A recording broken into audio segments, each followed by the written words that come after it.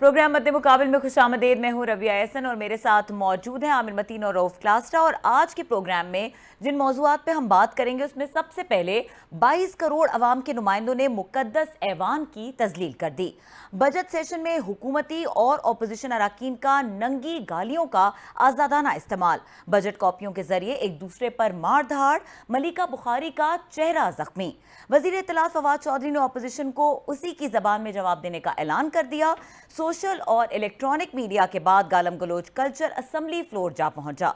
मेंबरान assembly के दरमियान इस कदर बदजुबानी का जिम्मेदार कौन है, इसको जानने की कोशिश करेंगे। इसके अलावा बात करेंगे बजट सेशन के दौरान आसिफ अली जरदारी और शहबाज शरीफ की मुश्किलात में इजाफा, शुगर स्कैंडल में शहबाज शरीफ को नोटिस जारी। एहतसाब अदालत ने आसिफ अली जरदारी को बुला लिया। क्या जहांगीर तरीन के सामने झाग की तरह बैठ जाने वाली FIA ने शहबाज शरीफ का एहतसाब करने की ठान ली है? क्या हुकूमत बजट पास कराने के लिए आसिफ अली जरदारी और शहबाज शरीफ पर केसेस के जरिए दबाव बढ़ा रही है? इस पर बात करेंगे। इसके अलावा अहम मंसूबे छोड़कर 5 अरब रुपए से जायद रकम लगाकर पंजाब असम्बली की नई इमारत तामीर। इमरान खान की कफायतशारी मुहिम का मजाक बन गया। नई इमारत की तामीर से चौधरी परवेज इलाही ने क्या सियासी फवायद हासिल किए, इस पर भी बात करेंगे। और इसके अलावा मियां मंशा के 2 पावर प्लांट्स ने पावर परचेज मुआहिदों में तब्दीलियां कर दी हैं। नेपरा ने नोटिस लेते हुए वजाहत मांग ली। ये कहानी क्या है, इसको भी एक्सप्लोर करने की कोशिश करेंगे। रऊफ क्लासा साहब, सबसे पहले तो ये जो ऐवान में हम बात करते भी रहते हैं कि जिस तरह से बदअखलाकी का मुजाहिरा किया जा रहा है, और फिर वही वाली आपकी बात कि ये बजट सेशंस हैं, बजट इजलास में डिस्कस होना है, पैसे लग रहे हैं, वक्त ज़ाया हो रहा है, अवाम के इशूज़ एक तरफ हैं और यहाँ पे लड़ाइयाँ नहीं ख़त्म हो रही। ये बद अखलाकी बड़ा छोटा लफ्ज़ है, महज़ब अंदाज में यही किया जा सकता था। मैंने रात भी बात की थी, ये नेक्स्ट लेवल है जो आज कुछ हुआ है। और अभी हमें बहुत कुछ मेरा ख्याल है देखना बाकी है। और स्पेशली एक जो मुझे समझ नहीं आती कि हमारी जो मिडिल क्लास आती है इसमें, ये पार्लियामेंट में हर कोई नारा लगा के आता है कि हम मिडिल क्लास और पढ़े लिखे लोग लेके आएंगे। और पढ़े लिखे लोगों की मेरा ख्याल है जो हकीकत है, उसके बाद कोई पढ़ा लिखा अपने बच्चों को, कम से कम मैं इंटरेस्टेड नहीं हूँ कि मेरे बच्चे वो जाएं और जो हरकतें आज वहाँ पे की गई हैं वो सियासत में जाएं। ये सियासत इन्हीं लोगों की बन कर रहेगी। हमने पहले भी कहा था कि आपको याद होगा कि हाई जैक कर ली गई, इसको बिल्डर्स ने, इसको प्रॉपर्टी डीलर्स ने, इसमें यहाँ पे आपके ये जो होते ट्रैवल एजेंट्स हैं, बहुत सारे ट्रैवल एजेंट्स भी हैं, मतलब 2-4 वो भी इसमें लोग हैं, इन्होंने हाईजैक कर लिया। वो जो एक क्लास आपको नज़र आती थी, जो एक पढ़े लिखी इलीट थी, हमने देखी हैं, असम्बलियाँ देखी हैं पिछली, मतलब 3-4 हमने भी देखे, आमिर साहब उसको ज़्यादा देख चुके हैं। शोर शराबे होते थे, हूटिंग्स भी होती थी, क्लैश भी होते थे, सख्त लफ्ज़ भी एक दूसरे पे इस्तेमाल हो जाते थे। मतलब जो आज का रवैया था, जिस तरीके का उन्होंने किया है, और उसमें जो सबसे बड़ा पार्ट आ रहा है, मैं ये समझता था कि 2 स्पीकर जो रहे हैं वो सबसे ज़्यादा वीक थे, मैं उनको समझता था। एक उसमें चौधरी अमीर हुसैन, वो जो उसमें उनका दौर था जनाब मुशर्रफ का 5 साल, और दूसरे थे अयाज सादिक। लेकिन मैं ये समझता हूँ कि अयाज सादिक और वो जो थे चौधरी अमीर हुसैन इतने टूथलेस नहीं थे जितने ये नजर आए हमें असद कैसर साहब नजर आए हैं। या तो लगता ये है कि is part of the game, ये उसमें शामिल है, ये पूरा वहाँ पे स्क्रिप्ट करके आते हैं। एक ताकतवर तगड़ा स्पीकर हो, अब तक तो उनको 10-15 लोगों की, 20 लोगों की रुकनीत उनको कैंसिल कर देनी चाहिए थी। अभी उनका ट्वीट में देख रहा था, उनका आ गया एक उसमें 12 घंटे बाद तो नहीं होगा, 6 घंटे बाद आ गया है। उन्होंने जिसने गालियाँ दी हैं तो एक दिन के लिए उनको हम हाउस में नहीं आने देंगे। इसका मतलब है कि आप उसके साथ मिले हुए हैं, आपको तो इनकी रुकनीत इनकी कैंसिल करनी चाहिए। ये जो हम इनको पैसे दे रहे हैं, जो इन पे आके डेली का 40 लाख रुपया एक इजलास पर लग रहा है, आपको इस गाली गलौज के लिए मिल रहा है। आपसे हाउस अगर कंट्रोल नहीं हो रहा, आपके MNAs नहीं मान रहे, आपके सर्जेंट एट आर्म्स इतने बेबस हैं, इतनी उनकी औकात नहीं है कि वो जाएं और किसी को वहाँ पे पकड़ के हाउस से बाहर निकाल सकें। ये सारा ब्लेम जो है ना, ये 2-3 लोगों को इसको लेना चाहिए।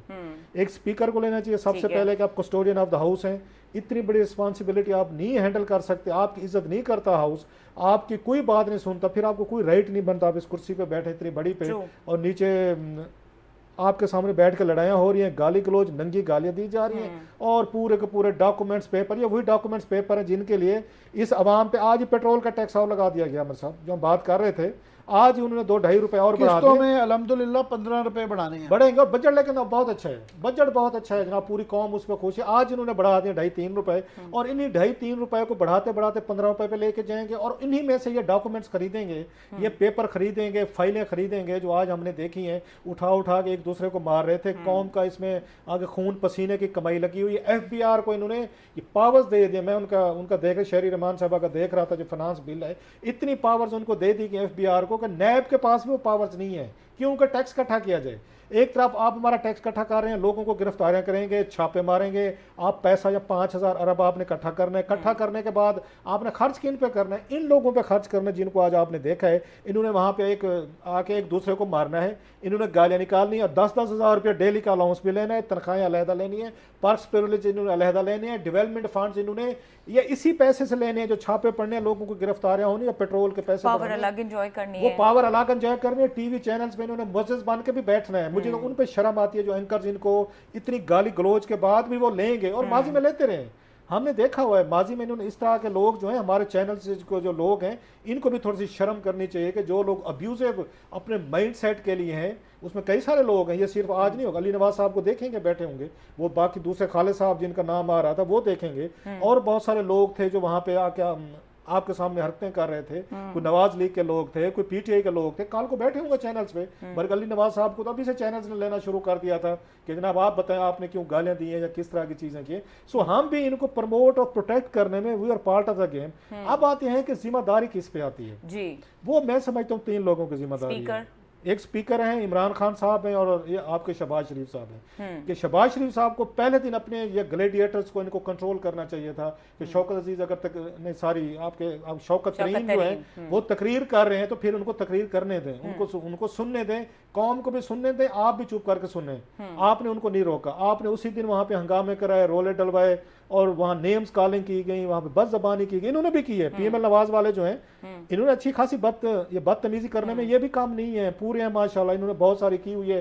बेनजीर भुट्टो साहब ने भुगती हुई है, और वही पीपल्स पार्टी उन्होंने भी अपना एक अपना गैंग बना लिया है। कि बात वही हो चुकी है कि अगर आपने रहना है इस मोहल्ले में, जिस मोहल्ले का नाम पार्लियामेंट है, तो अपने अपने अस्करी विंग्स, अस्करी मीन्स का लड़ाई झगड़े वाले गाली गलोच ब्रिगेड आपको रखनी पड़ेगी। 4-5 बिल्कुल 4-5 आपने यहाँ पे टफ गैस माफिया के जो हैमर्स होते हैं ना, जो हैमर एक उनकी टर्म होती है, आपको चाहिए। PML नवाज के अपने 4-5 टफ गैस हैं, हैमर हैं, वो अब्यूजिव हैं, वो लड़ने के लिए भिड़ने के लिए उन्होंने अपना गैंग बनाया हुआ है। इसके बाद PTI का एक अपना गैंग है जो इन्होंने बनाया, नौजवान है माशाल्लाह, हुकूमत में है, वो पावर है, गर्दन में सरिया है, इनका बड़ा गैंग है। फिर पीपल्स पार्टी ने कहा हम क्यों पीछे रहेंगे जनाब, हमारा भी गैंग होना चाहिए। उन्होंने अपना एक आध उन्होंने गैंग बनाया। सो पार्लियामेंट को गैंगस्टर आप चला रहे हैं, कोई शरीफ आदमी की कोई जगह नहीं रहेगी उसमें। जैसे कराची में एक था ना, मैं एक दफा मैंने शायद इस पे आपको हवाला भी दिया, कराची में, कि जब वहाँ पे मेरा ख्याल है एक उसमें जनरल रिजवान थे, इन्होंने ब्रीफिंग दी थी आके सेनेट की, यहाँ पे ये मेरे ख्याल ह्यूमन राइट्स कमेटी थी, उसके मुशाहिद हुसैन साहब जो है उसके सरबराह थे, उन्होंने पे आके डिस्क्लोज किया था यहाँ पे कि कराची में हर पॉलिटिकल पार्टी के अस्करी यहाँ पे यूनिट्स हैं, गैंग्स हैं लोगों को मारने के लिए, उनको कत्लेआम के लिए। उन्होंने कहा मेरे पास सबूत हैं। उन्होंने कहा पीपल्स पार्टी के भी हैं, MQM के भी हैं, और उसके बाद बाकी पख्तून या आपके वहाँ पे जितने भी आपके पंजाबी या सिंधी जो हैं, उन्होंने सब ने अपने वहां पे अस्करी गैंग्स रखे हुए हैं। वो अस्करी गैंग्स पहले आपको कराची में मिलते थे, वहां से कुछ इलिमिनेट हुए हैं, तो अब आपको पार्लियामेंट में मिलना शुरू हो गए। जो जितनी बड़ी गाली देगा, जितना बड़ा यहाँ पे देगा, वो लगेगा। पहले ये होता था, आज बड़ा एक अजीब सा, एक थोड़ा सा मुख्तलिफ लगा है। पहले हमारे पख्तून भाई जो हैं वो लड़ते होते थे, यहाँ पे आपको नजर आते थे लड़ते भिड़ते, यहाँ पे एक एग्रेशन के साथ। उसमें मुराद सईद नजर आते थे, पहले आपको शहरयार खान अफरीदी नजर आते थे, अली मोहम्मद खान साहब जो हैं वो होते तकरीरों में बातों में एग्रेशन शो करते थे। आज इंटरेस्टिंगली ये सारा रुख जो है ना पंजाब से आया है। आज के अगर देखें तो आज उन्होंने पंजाब के हमारे पंजाबी भाइयों ने उन्होंने लगामें संभाल लिए कि ये घोड़े हमें दें, तलवारें हमें दें, हम जाएंगे मैदान में, आज आपको पानीपत की ये जो है ना ये लड़ाई आज हम आपको जीत जाएंगे। मतलब सबसे ज्यादा मेरा ख्याल अफसोसनाक उसमें लोगों को आएगा। बाकी गैंग्स को तो छेड़ दें, जो उन्होंने अस्करी गैंग्स बना लिए पार्लियामेंट के अंदर, अब्यूजिव गाली गलोच ब्रिगेड हर एक पार्टी की। असल मुझे ये शफकत महमूद साहब की अगर आप वीडियो देखें, आप ब्यूरोक्रेट रहे, आप डिप्टी कमिश्नर रहे, आप CSS करके हैं, आप सेनेटर रहे हैं, आप यहाँ पे केयर टेकर हुकूमत में वजीर रहे हैं, आप उसके बाद भी आप जनाब मुशर्रफ के दौर में आप वजीर रहे हैं, अब आप एक एजुकेशन के मिनिस्टर हैं। वो जो हरकतें उनकी नजर आई हैं आज में ये पार्लियामेंट में, और वहाँ पे उन्होंने अगर शीरी मेरा ख्याल मजारी साहबा के साथ हरकतें हो रही थी, जो खड़े आकर फाइलें मार रहे थे, आपको लगता है कि ये लोग हमारी, अगर शफकत महमूद साहब, शाहमूद कुरैशी साहब, अगर साथ में शीरी मजारी साहब प्रोफेसर हैं, डॉक्टर हैं, पीएचडी हैं, ये कहते आजम यूनिवर्सिटी में पढ़ाती थी, वहां से लेके आए हैं कि ये आप कौम को एजुकेट करेंगे। ये ब्यूरोक्रेट थे हमारे बड़े बिग गन से, जिनको एजुकेशन मिनिस्टर लगाया गया। ये यहाँ पे आपके शाहमूद कुरैशी साहब हैं, सबसे ज्यादा अपने आप को डिसेंट और पता नहीं उनका कॉलर टाई कभी भी उनकी आप नहीं देखते खराब हो या चीजें हैं। उनसे अगर ये नहीं आप उसमें आके एक वेव में चले गए हैं, और आपने इमरान खान साहब को खुश करना है।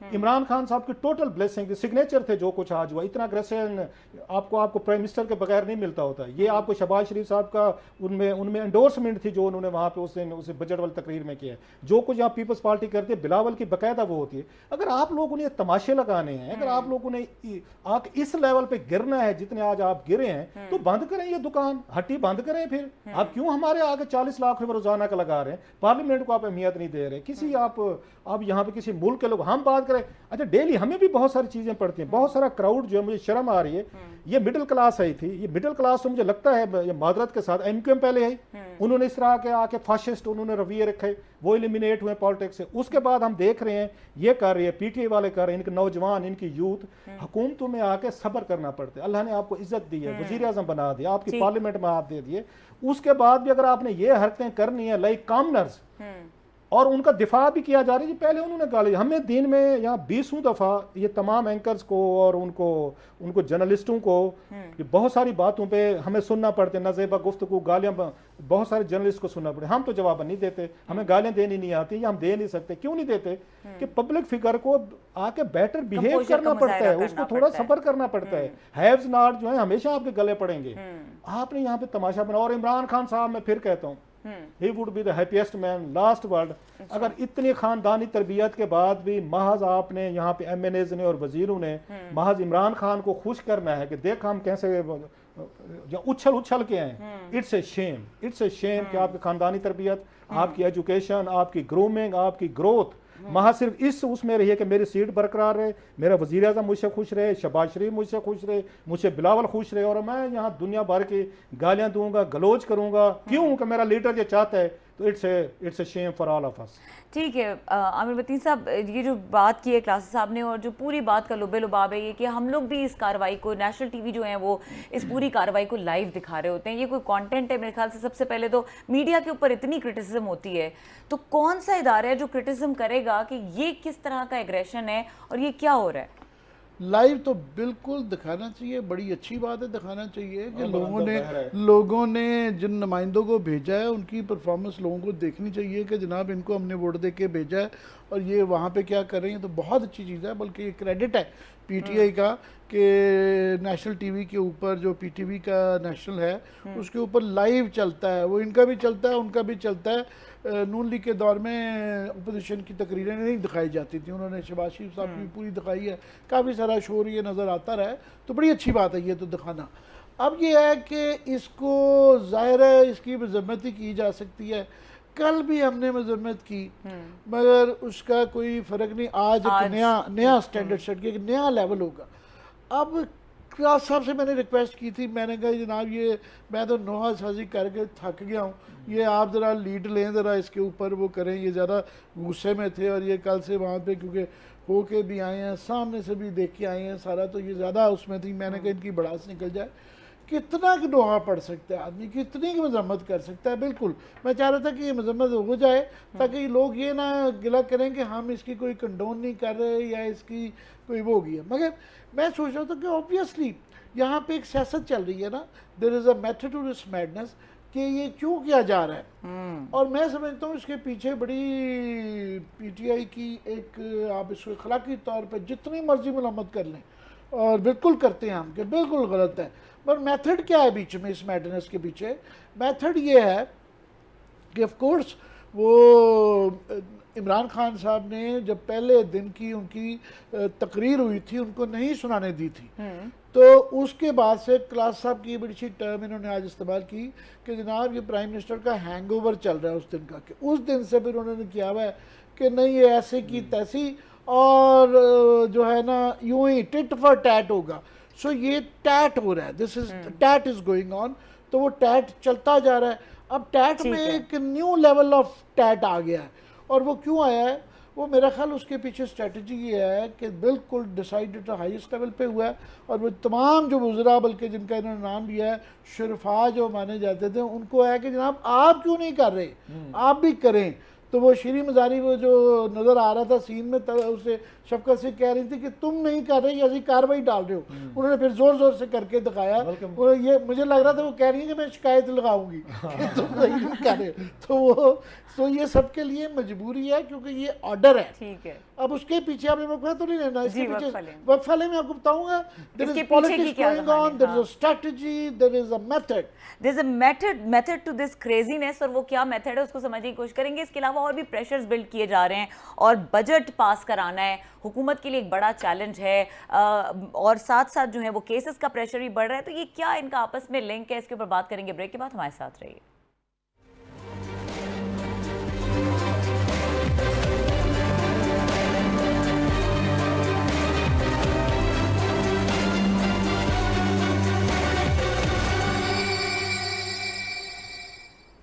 प्रोग्राम में खुश आमदीद। आमिर साहब, आप बता रहे थे कि ये जो मैडनेस है इसका मेथड है, और ये मेथड समझने की ज़रूरत है। जी, मेथड ये है कि ये बिल्कुल सोच समझ के किया जा रहा है। और पीटीआई का जो क्राउड है और जो वोटर है वो इससे बड़ा खुश होता है कि जनाब हमने ये कहा था मैं तुम्हें रुलाऊंगा, तो वो ये रुला रहे हैं। और वो उनका ये है कि जनाब ये जो 30-40 साल का जो निज़ाम है ये ऐसे ही जाएगा, और वोटर उनका वोटर इससे नहीं भागता, उनका वो बड़ा खुश है, ये उनका ख्याल है। और दूसरा ये है कि आप देखें, अगर ये सिर्फ अपोजिशन कर रही होती और बहुत ज़्यादा वो जी असम्बली वो एक किस्म की बंद हो जाती, तो हम सब ने प्रेशर डाल रहे होना था, ये कह रहे होना कि जनाब आप उनसे बात करें, ये कोई तरीका नहीं है, पार्लियामेंट में फ्लूज हो गई है। उन्होंने अपोजिशन ने अपनी ये सारा प्ले कार्ड निकाले और पूरा कर दिया। इन्होंने उससे भी ज़्यादा कर दिया।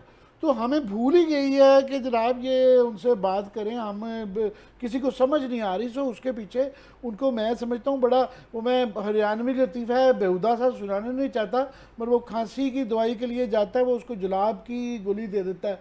वो कहता है जी क्यों? उसने कहा ये 100 दफ़ा खांसी करते वक्त सोचेगा। तो ये इन्होंने भी कुछ ऐसा ही किया है कि इन्होंने कहा कि इन्होंने जो दमाल लगाई भी है उससे दमाल डबल कर दो। तो ये पुराने रूल्स ऑफ एंगेजमेंट नहीं रहे हुए हैं। यूनानी केस हैरान होने की जरूरत नहीं है। जिस तरह क्लास साहब कह रहे थे कि ये 70s 80s में जो सियासत था ये बड़े शरीफ लोगों का काम था। उसके बाद जब से ये कारोबारी पावर लॉबीज आ गई हैं, हर एक की पावर लॉबीज है, उसके अंदर आपने बड़े से बड़े गुंडों को जो है टिकटें दी हुई हैं, जो इलाके का बदमाश है, गुंडा है या पावर लॉबी को रिप्रेजेंट करता है, तो उसका ये नतीजा यही निकलना था जो निकल रहा है। सो इस पे पहली बात है हैरान होने की कोई नहीं है ज़रूरत। दूसरा ये है कि उसके पीछे उनकी समझ आ रही है कि आप देखें एक दफ़ा तो उन्होंने उनसे भी ज़्यादा गवर्नमेंट ने धमाल डाल दी। वो कह रहे हैं पुराने जो रूल्स ऑफ एंगेजमेंट थे ना, वो पार्लियामानी तकरीरें और तरीक़ाकार जिस पे आप और मैं इखलाकी उस पर वो करते थे, उन्होंने कहा जी वो ख़त्म हो गए हैं। अब ये नई इखलाकियात, ये न्यू नॉर्मल नॉर्मल है, ये न्यू नॉर्मल है। और उसमें आप देखें उन्होंने कितनी समझदारी के साथ ये नहीं सिर्फ किया, इसके साथ उन्होंने स्ट्रैटेजी ये है कि उन्होंने जो डर था पहले था कि पता नहीं बजट पास होगा कि नहीं होगा, जहांगीर तरीन ने अपने 40 लोग इकट्ठे किए हैं, वो भूल गए ना, वो उनको भी सेट कर दिया है। उनको एफआईए ने कह दिया जनाब हम तो आपको गिरफ्तार ही नहीं कर रहे। जहांगीर तरीन, मैं उधर आ रहा हूँ, let me here my complete my argument. एक वो कर दिया, साथ में उन्होंने जो है ना नून लीग और पीपल्स पार्टी पे 2 तलवारें लटक रही हैं बड़ी खामोशी से। ये हमारे राना अशरफ साहब ये साइंस लड़ाते रहते हैं ना, उनके जनाब ये एकदम से शुगर मिल के जो है ना नोटिस जो है ना शहबाज शरीफ साहब को भी चले गए हैं शुगर स्कैंडल के, कि अगर ये आप ज़्यादा वो करेंगे तो इसके बाद वो भी दोबारा जेल में जा सकते हैं। और साथ में नैब चली गई है सुप्रीम कोर्ट में कि जनाब वो कोशिश कर रही थी पीपल्स पार्टी के वो जो केसेज हैं अफसरदारी के वो सिंध में ट्रांसफ़र हो जाएं। उन्होंने कहा नहीं जी हम इसको बड़ा वेहीमेंटली अपोज करेंगे, उनके ऊपर भी तलवारें लटक रही हैं। तो वो ये एग्रेसिवली कर रहे हैं। ये आप और मैं जो कर रहे हैं अखलाकी उससे, हम पुराने उसमें ओल्ड स्कूल ऑफ थॉट जिस तरह उन्होंने कह दिया वो हमारे पे हंस रहे हैं। उन्होंने कहा ये इनको नहीं समझ आ रही, हमारा वर्कर भी खुश है और हमारी ये पॉलिसी भी खुश है कि वो बजाय इसके कि हमें उनकी फिक्र हो, हम उनसे डबल कर दिया, ये उन्होंने जवाब दे दिया है। ठीक है, ये जो आमिर मतीन साहब ने वैसे बात की है क्लास साहब कि ये ओवरऑल स्ट्रैटेजी का पार्ट है और ये प्रेशर हमें वहाँ पे भी नजर आया केसेस के उसमें। अब सवाल ये है कि FIA जहांगीर तरीन के आगे तो ये बिल्कुल क्रिपल्ड नजर आ रही है, तो ये करेगी अब इस बिग स्कीम ऑफ थिंग्स में इररिलेवेंट तो वक्ती तौर पर बजट के लिए करेगी इनको वही अकाउंटेबिलिटी। कह रहा हूँ, FIA की क्या जरूरत है, क्या औकात है, कौन सा FIA ने पूछे इनसे कभी कोई एक केस तो बता दें जिसको ये लेकर गए हों किसी अपने वो मंतकी अंजाम तक, किसी को इन्होंने सजा दिलवाई हो, किसी को इन्होंने एक टूल बना हुआ है वहाँ से एक चला आ रहा है मुखालफिन को इस्तेमाल करने के लिए, उन वो करते रहते हैं। एक चीज़ जो बड़ी इंपॉर्टेंट यहाँ पे हमें इसमें नजर आए, गाली किसको पड़ती है यहाँ पे, इंटरेस्टिंगली एक जरा माइंड सेट देखें, गाली 3 लोगों को पड़ी है। वो सोशल मीडिया पे चले जाएं, वो पार्लियामेंट में चले जाएं, टीवी चैनल्स पे चले जाएं और वो बड़े खुश हैं जिनको गाली पड़ी है। वो इमरान खान साहब को गाली देते हैं, वो शहबाज शरीफ साहब को गाली देते हैं, वो बिलावल को गाली देते हैं। तीनों खुश हैं कि हमें गालियां पड़ी और किसी को नहीं पड़ी, ये जहन में रखें। पार्लियामेंट में जो गाली पड़ी है वो भी इमरान खान साहब को उस दिन दी कि ये वहाँ पे जब शौकत तरीन साहब कर रहे थे जिससे वो नाराज हैं खान साहब, ऐसे शहबाज शरीफ साहब को पड़ी। आज आप उनके नारे देख लें, सारे इन PTI के गालियां दे रहे थे वो शहबाज शरीफ पे हैं, ऐसे बिलावल को वो गाली गलौज पड़ती है। इन लीडरान को खुद नहीं एहसास होता है कि हम क्या कर रहे हैं कि अपने ही लोगों से अपने आप को हम गालियां दिलवा रहे हैं, वो उनको देते हैं, वो उनको देते हैं। इवन हमारे मजहब में कहा जाता है, हमारे मजहब इस्लाम में कहा जाता है कि किसी के झूठे खुदाओं को भी बुरा मत कहो ताकि कोई आपके असली खुदा को कोई वो ना कहे, उस पर बात ना करे। ये बाकायदा ये हमारी तलीमात में आता है कि आप किसी को जाके और को गाली देंगे तो वो आपके लीडर पे आप पे गाली देगा। दैट्स वेरी अंडरस्टैंडेबल थिंग जो हमें समझ आती है। इसी पे खुश हैं वो, कोई बात नहीं, हमें गाली पड़ी, हमारी माँ बहन को पड़ी, हमें पड़ी, आप देते रहे। दूसरी चीज़ बड़ी अहम है, वो ये है कि आपको अलाइज नज़र नहीं आ रहे हैं। इससे ये लगता है कि PTI की स्ट्रेटेजी है, इसमें हुकूमत पूरी शामिल नहीं है। मसलन इसमें MQM के बंदे आपको नजर नहीं आ रहे, आज ये गाली गलौज करते।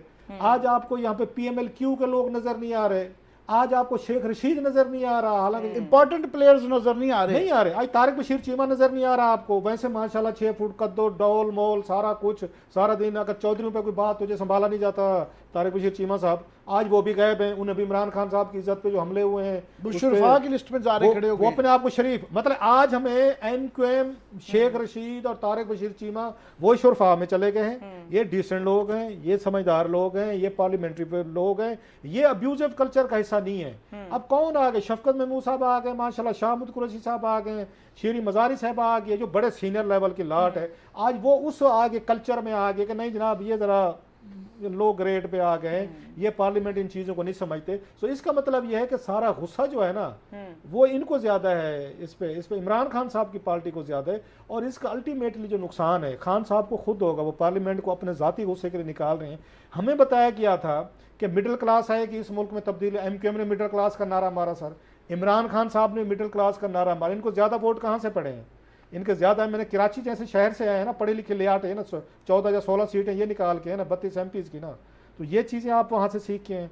आपकी अर्बन क्लास है मोस्टली इस वक्त, अगर आप देखें जो लड़ाई झगड़े में मुलविस थे ये मोस्टली आपकी अर्बन क्लास है। आपके जितने लाहौर से लोग आ रहे हैं, जितने आपके यहाँ कराची से आते हैं, जितने आज इस्लामाबाद के में इन्वॉल्व था, इस्लामाबाद तो पढ़ा लिखा शहर है ना, तो इससे साबित हो रहा है कि आपकी मिडिल क्लास जो है उतनी ही अब्यूजिव है, उतनी ही उसमें फॉशिस्ट उसमें टेंडेंसीज हैं, उसमें भी उतनी ही अस्करियत पसंदी, मैं पॉलिटिकल अस्करियत पसंदी की बात कर रहा हूँ, कर रहे हैं। माँ सिवा उसके मजीद नियाजी के जो हमारे लैया का नाम माशाल्लाह रोशन फरमा रहे हैं, उनके अलावा आपको अब तक जो भी यहाँ ड्रामा चल रहे, आपको यहाँ पे एक उसकी रूलर आपको एलीट नजर नहीं आ रही।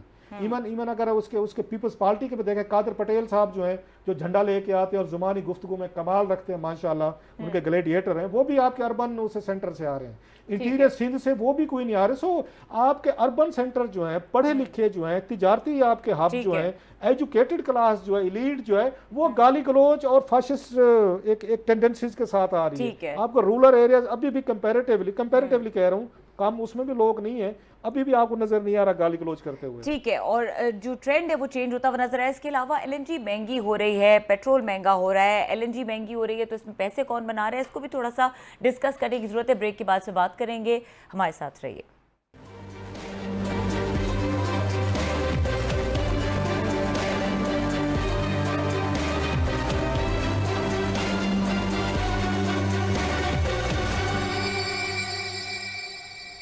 Welcome back. आमिर साहब, अभी बजट आया है, एक तरफ पेट्रोल महंगा हो रहा है, दूसरी तरफ अभी फर्नेस ऑयल की जो कंजम्पशन है वो ज़्यादा हो जाएगी। इन जो ये डिसीजंस हैं इसका फ़ायदा किसको हो रहा है और ये बजट अवाम दोस्त है?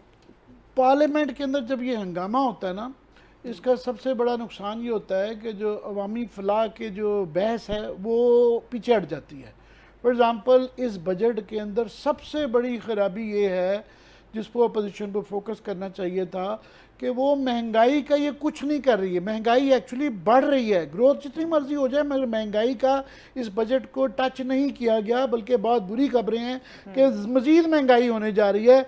ये क्लास साहब रोते रहते हैं कि 15 रुपए इन्होंने अल्टीमेटली बिजली का पेट्रोल की कीमत बढ़ानी है, 2 रुपये 2.5 रुपये आज बढ़ाई है, किस्तों में बढ़ानी है। हर महीने आप देखेंगे 2-2.5 रुपये बढ़ेंगे।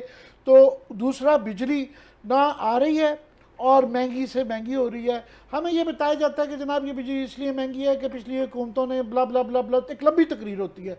हम ये कहते हैं कि चलो अगर कसूर था हालात का पिछली गवर्नमेंटों का तो हम बर्दाश्त भी कर लें, पर जब पता चलता है कि ये यहाँ पे पैसे बन रहे हैं, करप्शन हो रही है और चोरी की जा रही है और उसका खमियाजा आम आवाम को जो है घर में जो महंगी बिजली आ रही है फिर बहुत तकलीफ होती है। और हम पहले भी पॉइंट आउट LNG का गवर्नमेंट फाइनली मान गई थी और नदीम बाबर साहब उस पर शुक्र है फारिग किए गए, मगर अभी भी नदीम बाबर साहब की कंपनी ओरिएंट और मंशा साहब की जो कंपनियां हैं निशात पावर, निशात चुनिया, ये टका के पैसे बना रही हैं, उनका चूना लगा रही है। चूना लगा रही है। चूना वो ऐसे लगा रही हैं कि आप इन्होंने LNG जो है वो बहुत सस्ता फ्यूल होता है, तो जान के पहले जैसे होता था वो जान के सही ऑर्डर नहीं किया जाता। 12 कार्गोज मंगवाए, 14 मंगवाए जा सकते, 2 नहीं मंगवाए गए और महंगे मंगवाए, उसके कुछ बिलियन रुपए का नुकसान अपनी जगह। और उसकी जगह जब जो महंगा फर्नेस ऑयल फूका जाता है फिर ये IPPs की कंपनियां पैसा बनाती हैं। वैसे भी ना भी बनाएं, अगर वो फॉर एग्जांपल इस्तेमाल हो तो उनको कैपेसिटी पेमेंट, उनको पैसे पूरे मिलने ही है ना चलाने की, मगर जब वो चलाती हैं तो फिर वो गवर्नमेंट से तेल लेती हैं, कम इस्तेमाल करती हैं, ज़्यादा बताती हैं। और पाकिस्तान में उसका फॉरेंसिक ऑडिट क्योंकि नहीं हुआ, IPPs को जो बगैर उस ऑडिट के ये गवर्नमेंट पैसे देने जा चुकी हुई है, किस दी जा चुकी है, मजीद है, सो इसलिए वो बड़ी खुश रहती हैं। वैसे भी पैसे बने थे, इस तरह ज़्यादा बनते हैं। तो ये टेबल ज़रा दिखाएं प्रोड्यूसर साहब, राणा साहब, ज़रा कि ये टेबल गौर करें कि सबसे सस्ती जो हाइडल होती है वो सिर्फ 5000 बनी है इस वक्त। चलो इस वक्त पानी नहीं आया, ठीक है। 16,693 सबसे महंगी जो होती है फर्नेस ऑयल से, 16,000, 5,000 सिर्फ हाइडल से बनी है और सबसे महंगी जो है 17,000 तकरीबन आप देखें इस वक्त आपकी वहाँ से बन रही है। और ये IPPs की लिस्ट में ज़रा फोकस करें, टका के सारी बना रही हैं और ये गैर कानूनी ऐसे है कि इनका एक मिनिमम लोड होता है, उससे ज़्यादा नहीं बनाती है। तो रिसेंटली एक कंपनी होती है NTDC जिसे कहते हैं national transmission and dispatch company, उसके मैनेजिंग डायरेक्टर थे ख्वाजा रिफत साहब। ये बड़े काबिल आदमी, बाहर की डिग्रियां और बड़ी इनकी इंटेग्रिटी भी अच्छी थी। उनको फारिग कर दिया गया इसलिए कि उन्होंने कहा जनाब इनका एक मिनिमम लोड रखे, कितना पैसा इनको बनाए। तो आज नेपरा ने, ये आज की खबर है कि नेपरा ने 2 कंपनियों को जो है नोटिस जारी किया है कि जनाब ये AES लालपीर और एक पाक जन, इनको को पहले था कि 20% से इनका कोटा बढ़ा के 50% कर दिया गया और 70 मेगावाट बनाती थी फॉर एग्जाम्पल, उनको कहा तुम 175 बनाओ। ख्वाजा रिफत साहब ने ये कहा था, इन्होंने कहा जनाब ये नहीं आप कर सकते, इनको मना करें, ये इसका हमें 10 बिलियन सालाना नुकसान है, 10 बिलियन रुपया। बिलियन तो है ही नहीं ना कोई ऐसा, 10 बिलियन में तो कोई रकम ही नहीं है ना। उनको ख्वाजा साहब को कर दिया गया फारिग, उन्होंने कहा जी आप जाएं घर पे, आज जैसे हमें बंदे नहीं चाहिए। तो एडहॉक पे कि यूब साहब को रख लिया है। एडहॉक साहब बड़े सूट करते हैं कि उनको जिधर से मर्जी कान मरोड़ दो, अगर वो ना कान मरोड़ें और ये IPPs पैसे ना बनाएं तो उनको शाम से पहले घर दिया भेज दिया जाता है। जो परमानेंट ख्वाजा साहब जैसा आदमी हो और वो भी एक दिलेर आदमी हो तो वो जो होती उनको घर भेज दिया। अब सुना है कि वो कह रहे हैं ना मैं प्रीमेच्योरली रिज़ाइन करके घर चला जाऊँगा। और ये जो हमाद साहब हैं इनके बस की बात नहीं है, इनसे नहीं चल रहा। उन्होंने वैसे नदीम बाबर साहब को हरा दिया, चीफ सेक्रेटरी भी नहीं लाए, निज़ाम का सब वैसे ही चल रहा है, उसी उस पर अपने खर्चों का खमियाजा जो है गवर्नमेंट जो है आवाम को देना पड़ रहा है, महंगी बिजली, महंगा पेट्रोल, हर चीज़। ठीक है क्लास, अब आप ऑलरेडी बजट को क्रिटिसाइज करते हैं और आपका तो ऑलरेडी ये स्टांस है कि ये फिगर्स अच्छे हैं और अट्रैक्टिव हैं, लेकिन आवाम के लिए कुछ भी फिक्र ये होते हैं। अब हम इस पे काम कर रहे हैं, इसलिए शायद बाज़ दफ़ा मैं लास्ट एक पॉइंट कह दूं कि ये आईपीपीज में जो सबसे एफिशिएंट प्लांट जो हमने इतने चाइनीज से लगाए, बिक्की और बल्लो की, वो सिर्फ 2600 मेगावाट पे चला रहे हैं, और जबकि उनकी कैपेसिटी 3600 है, क्योंकि वो सस्ते बनाते हैं, क्योंकि वो है उनको एलएनजी नहीं दी जा रही, आईपीपीज, क्योंकि आईपीपीज में सारा बड़ा सेठ वहाँ बनता है, वहाँ पैसा बनता है। इनके अपने शेयर्स हैं, ये आपकी हमारी जो रूलिंग एलीट है, अब हर चीज़ में इनके शेयर हैं। इन्होंने फ्लोर मिलों में भी रखे हुए हैं शेयर, इन्होंने सीमेंट में भी रखे हुए हैं, इनके बैंकों में भी हैं, स्टॉक एक्सचेंज में भी हैं, आईपीपीज भी हैं, बिजली घर, ये सारे के सारे अब शेयर होल्डिंग पे हो रही है। इसलिए जो बात ये कहते हैं ना कन्फ्लिक्ट ऑफ इंटरेस्ट, ये खुद अपने आके रूल्स बनाते हैं, खुद अपॉइंटमेंट्स करते हैं, और ये अब ये सारी चीज़ें हाउस ऑफ शरीफ ने सिखाई थी, वैसे जहन में रखें।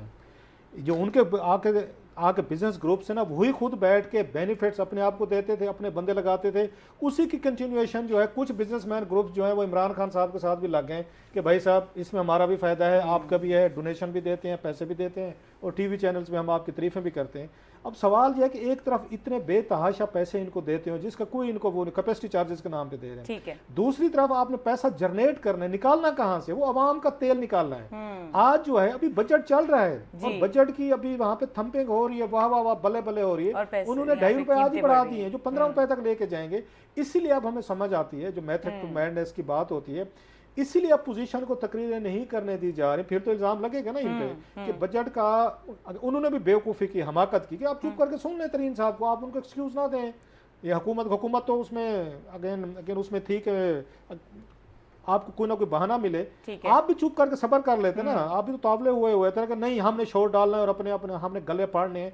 इसलिए हुकूमत चाह रही है कि शहबाज शरीफ को कुछ भी कहें, हम उन पर सबसे ज्यादा नाके दें, वो बजट की तैयारी के साथ आए हुए हैं, वो फिगर्स, वो चीजें, एक एक चीज को पोस्टमार्टम करना चाह रहे हैं। इसीलिए उनकी तकरीर नहीं करने दी जा रही कि कौम को जो हमने एक गुड फील फैक्टर दिया है कि बड़ा आला बजट पेश किया गया है, बेहतरीन किस्म की चीजें हमने दी हैं, तो क्रिटिसिज्म ना आए, कौम कहीं पे एजुकेट ना हो, मीडिया कहीं पे रिपोर्ट ना करे, लाइव यहाँ पे कवरेज ना हो, फिर तो आप पे चार्जशीट बनेंगे कि आप मुझे याद आ रहा है सागदार साहब जहाँ पे फाइनेंस मिनिस्टर थे, उस वक्त खुर्शीद शाह साहब जो है ना वो अपोजिशन लीडर थे, ठीक है, उस वक्त भी इन्होंने मिली भगत से काम किया था कि उसकी तकरीर जो थी इसकी सागदार की, वो पूरे पाकिस्तान को लाइव दिखाई गई थी बजट की। जब अपोजिशन की बारी लगी थी, उन्होंने कहा जी अब ये टीवी पे लाइव नहीं दिखाएंगे, तो उसमें खुर्शीद शाह साहब एंड कंपनी जो है वो पीपल्स पार्टी से मिले हुए थे सारे, उन्होंने जनाब बैकआउट कर दिया। उन्होंने कहा जनाब हम जा रहे हैं, फिर हम सेशन में हिस्सा नहीं लेंगे। उसका नतीजा क्या होगा, डार साहब ने आराम से पूरा का पूरा बजट जो है बगैर अपोजिशन की उसके प्रेजेंस को उन्होंने करवाया, उसको अप्रूव। अब ये इनको आप कह सकते इनके जहन में भी वही फार्मूला है कि अपोजिशन को कोई आके दीवार के साथ लगाएं, ये हाउस से निकल जाएं, ये यहाँ पे हाउस में ना रहें, तनकीद ना करें, हमें बातें ना सुननी पड़े, और अपोजिशन जो है ना वो भी उन्हीं के ट्रैप में जाल में जाके गिरफ्तार ईमान के अंदर भी एक माहौल बनाया हुआ है और बाहर भी माहौल बनाया जा रहा है। अब देखना है कि आने वाले दिनों में इस माहौल से क्या निकलता है। आज का प्रोग्राम देखने के लिए शुक्रिया, इजाजत दीजिए, अल्लाह हाफिज।